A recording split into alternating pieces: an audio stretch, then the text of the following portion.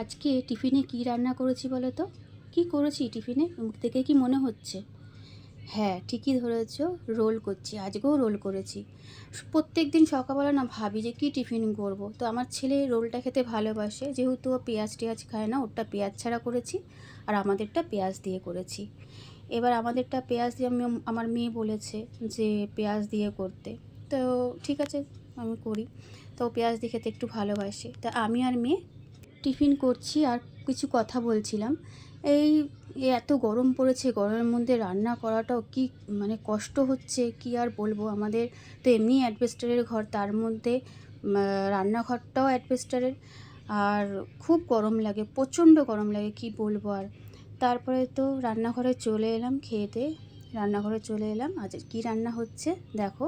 ভাত করব, পটল ভাজা করব, আলু সেদ্ধ করে দিয়েছি, এটা আলু চোখা করব। ঠিক আছে, আমার ভিডিওটা কেমন লাগলো অবশ্যই কিন্তু জানিও।